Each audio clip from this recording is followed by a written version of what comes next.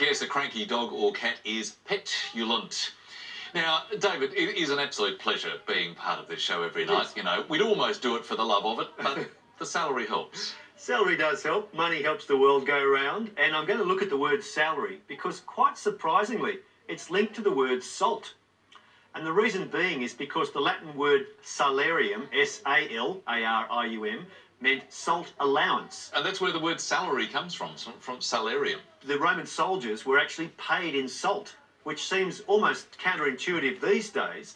The salt, of course, was not just a flavour for food. It was also a means of preserving food. This is, long before ice was a common commodity, or let alone refrigerators. It seems extraordinary, though, that you could actually have your wages paid in salt, because we take it so much for granted. Well, it's the phrase is, the word is preserved, you could say, in such expressions as worth your salt, or salt of the earth. And of course, for a lot of Australian farmers, this would you'd have to take this message with a grain of salt because it is almost against the grain itself. Well, that's right. It's such an agricultural hazard. Now, moving on to the other condiment, and I'm going to look at the lovely Indian soup called mulligatawny, which I just love saying, mulligatawny. Now, that is a mixture of potato and parsnip and lamb and rice and stock and coriander and also pepper, because mulligatawny means pepper water in Tamil. So there you have both pepper and salt, but hiding in very different words. Lovely words, lovely spicy explanation too. Thank you, David. Pleasure. And let's look at our scores before we move on. Paul is on 6, Michael's on 13, and we have some more letters to come. Michael, would you choose them? Sure. Lily, can I get a vowel, please? Thank you. E. And a consonant. R. And another consonant. N. A third. Another R. Another vowel, please. O. Another, please. I. Back to the consonants. S. A second. Another R. And one more, please. And last letter T. I'll start the clock.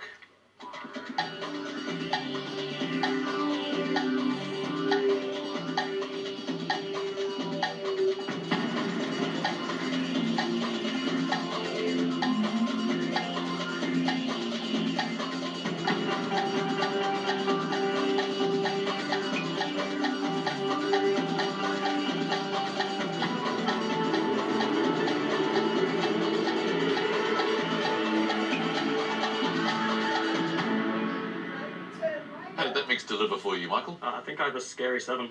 Scary 7. Okay, Paul? Possibly the same scary 7, I'd say. let's try not to get too nervous and let's hear what it is. It's terrors. Terrors. And yours? Absolutely the same. Yeah, you both got a case of the terrors. All right. But you're happy with those plural terrors? Well, that's right. Night terrors at 6:15. A little premature, but good words, good 7s. I went one better with an unusual word, and it's I-N-T-R-O-R-S-E, intrors, which means facing inwards.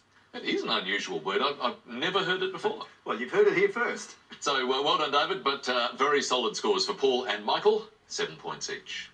Well, let's hope this next mix doesn't produce anything scary. Paul, you to choose. Okay, Lily, I'll start with a vowel this time. Thank you. I. And a consonant. R. And another consonant. C. And a vowel, please. E. Another vowel, please. U. And a consonant. M. Another consonant, please. C. One more consonant, thank you. R. And we'll finish with a vowel. And last letter E. Thanks, Lily. Here we go.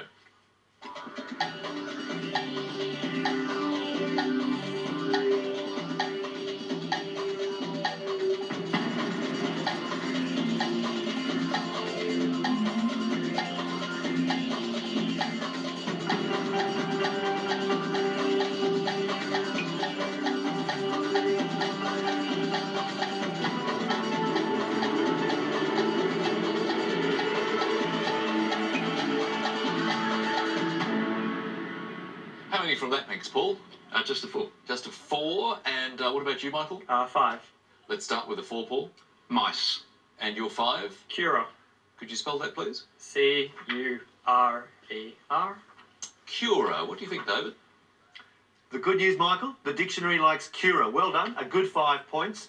And in the first 5 letters, I saw the word or the name Curie, C-U-R-I-E. But a name, so that would be a capital C. Well, in fact, it's both, because the famous chemist, Madame Curie, and her husband give us the word Curie, which is a measurement in chemistry.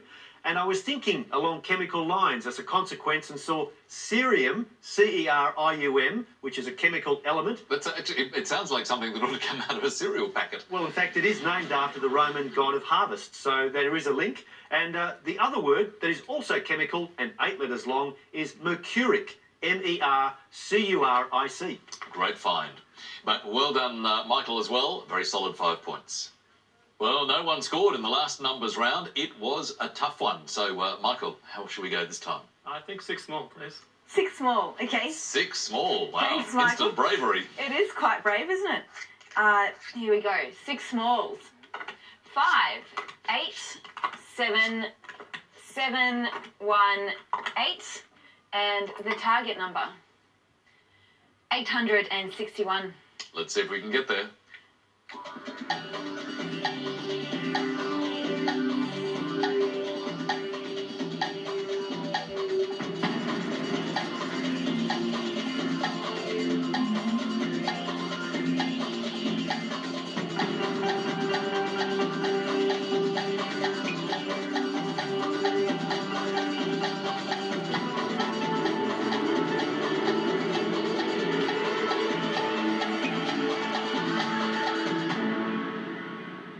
Well, Michael, you certainly gave everyone a challenge with that rat pack of 6 smalls. How did you go? How close? It's too big to work with. I got nothing.